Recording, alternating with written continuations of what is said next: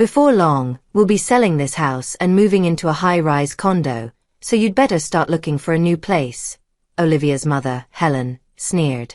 Don't think for a second you'll be getting a dime of our father's inheritance, Lauren, she added with a cold edge in her voice. We're having you relinquish your right to it. Got that? My sister's words cut deep, her face twisted into a cruel mask. Lauren's boyfriend stood nearby, laughing as if the situation were some sick joke. It was unbearable. Our father's funeral had just ended, and they were already discussing money. The sheer callousness was too much to handle. I can't take this anymore, I shouted, my voice trembling with anger and pain. I'm cutting ties with all of you. Just as the words left my mouth, the doorbell rang. I opened the door to find a man standing there, someone who looked vaguely familiar. Let me introduce myself. I'm Olivia, 23 years old, and about to graduate from university. I'm not one to boast, but I consider myself strong-willed and patient. I've always been focused and dedicated to my studies, maintaining good grades throughout my academic career. I have dreams I'm determined to achieve, and although I'm generally content with my life, there's a significant worry that I can't shake. Olivia, come downstairs now.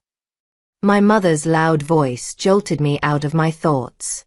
With a sigh, I reluctantly went downstairs, leaving behind the comfort of my studies. Mom, Lauren, what's going on? I was studying as usual, I said, trying to keep my frustration in check. You nerd.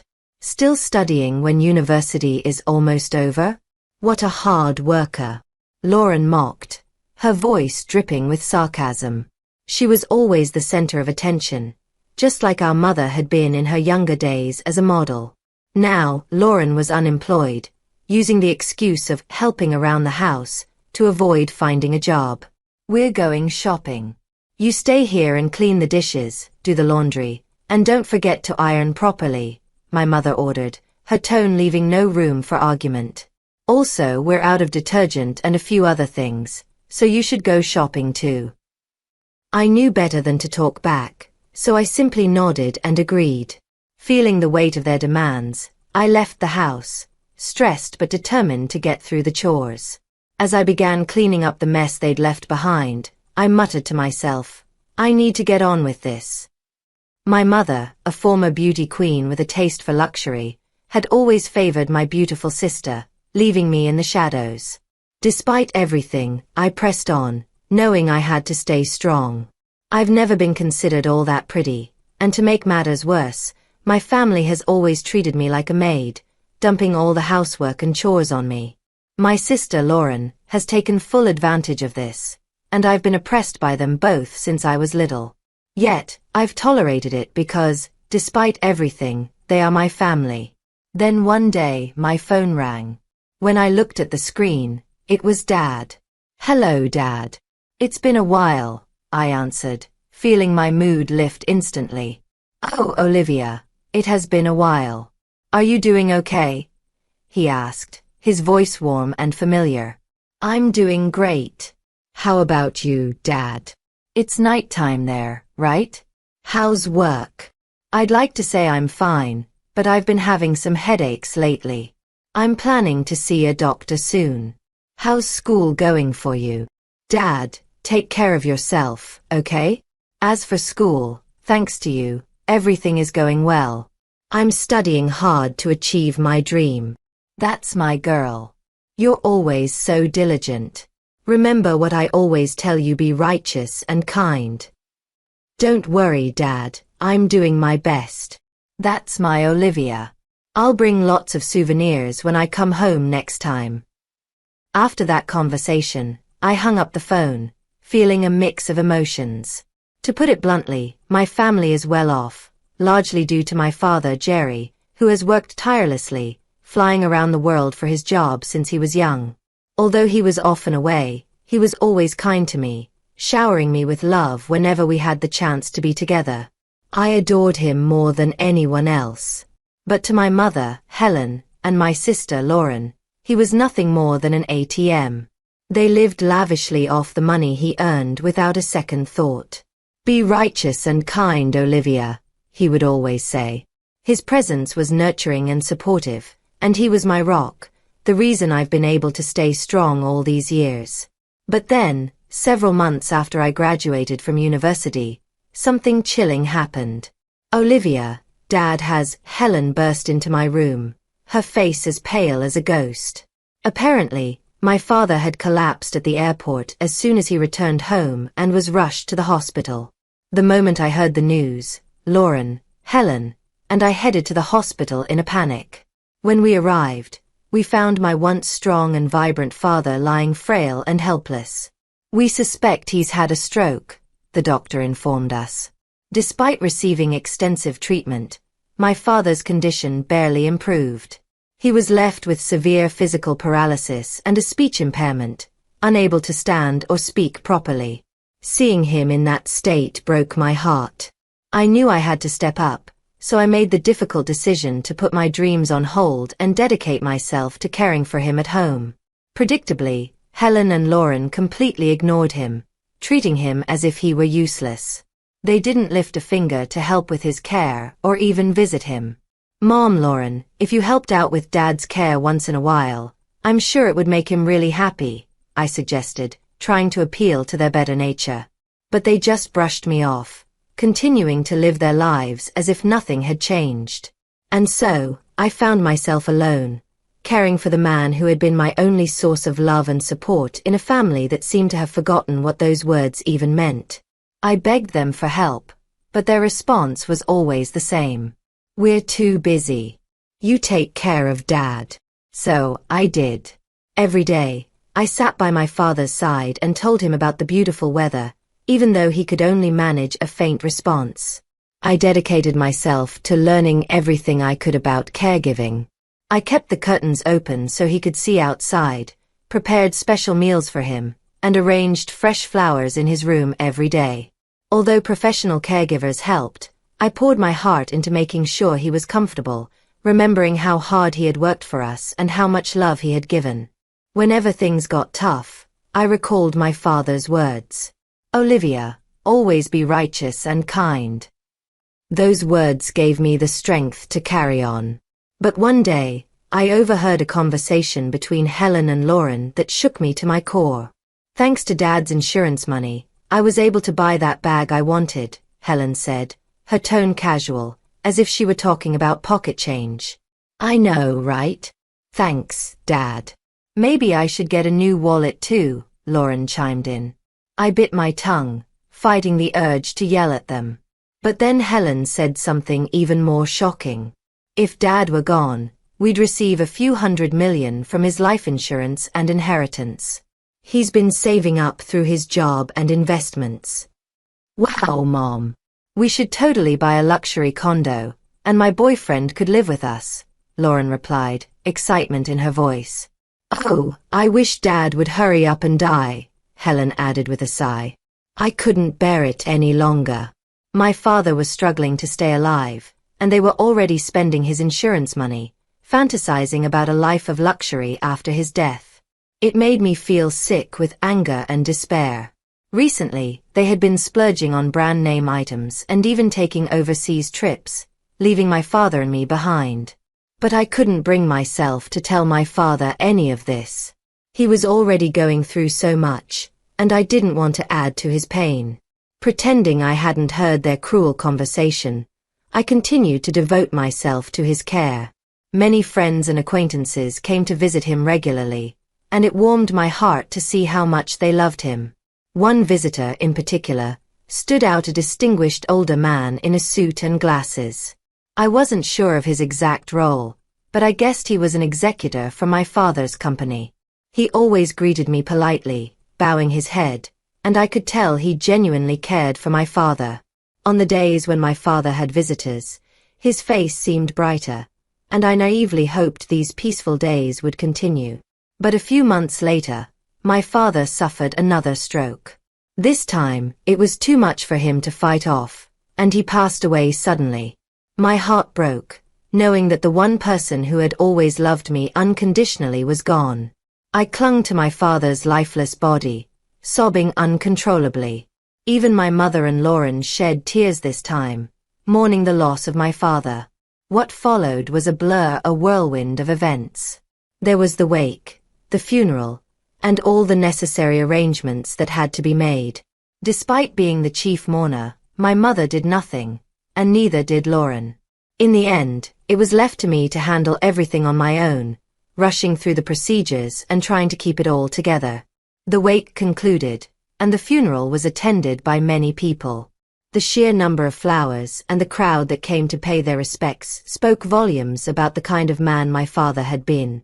Seeing how much he was loved gave me a small sense of comfort. As the funeral proceeded, the sound of sobbing filled the air, and with a peaceful expression on his face, my father began his final journey. By the evening of the 7th day after his passing, I was just beginning to recover from the initial shock and sadness. As I was tidying up after the day's rituals, my mother and Lauren called me into the living room. Sitting next to Lauren was a man she introduced as her fiancé. He was handsome like her, but knowing he used to be a male stripper, his frivolous nature was clear. His name was Larry. "So, about your father's inheritance," my mother began, and I felt a terrible sense of dread. Then, with a scornful laugh, she said something outrageous. "We're going to get a lot from your father's inheritance, so we've decided to sell this house and move into a luxury condo. You need to move out." "Mom, it's only been a week since Dad passed away, and you're already talking about the inheritance and a luxury condo?" I asked, horrified. "We've already signed the contract," she said nonchalantly. "It's a brand new high-rise." "You've already signed? When did this happen?" I asked, trying to make sense of it all. "About a month ago, I guess," she replied, as if it were the most normal thing in the world. A month ago? But Dad was still alive and he was practically dying. "He had a lot of money, so it'll work out fine," my mother interrupted, as selfish as ever. Lauren chimed in, "Yes, that's right. The luxury condo is for Mom, me, and my fiancé. You're just in the way, so you should hurry up and find some shabby apartment." "Even you, sis? Are you serious?" I asked, stunned by her coldness. "Of course. And don't even think about getting any of Dad's inheritance. We'll make sure you renounce it. You understand, right?" Lauren said, approaching me with a terrifying expression, while Larry stood by, laughing. Their greed and callousness were suffocating. They had the nerve to talk about this while my father's mourning period wasn't even over. The betrayal was too much to bear. "You guys are the worst. I can't stand it anymore," I said, my voice filled with anger and despair. "I'm cutting ties with both of you," I declared, my voice shaking with emotion. "Good riddance," my mother and Lauren sneered, their laughter cutting through me like a knife. I clenched my fists, trembling with a mix of anger and sorrow. Just then, the doorbell rang.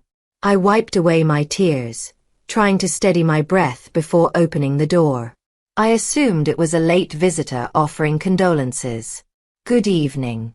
My deepest condolences for your loss," said the man standing at the entrance, bowing deeply. It was the middle-aged man in a suit and glasses who had frequently visited my father. "Thank you, please come in," I stammered, about to invite him inside. But before I could, the man handed me his business card. "Please take a look at this. My name is Eric, an attorney assigned by your father." I glanced at the card, which indeed belonged to a law firm. For the first time, I noticed the lawyer's badge gleaming on his chest. I was taken aback. "A lawyer?" I echoed, surprised. My mother, Lauren, and her boyfriend appeared behind me, curious about the visitor. "What does a lawyer want with us?" my mother asked, her voice laced with suspicion.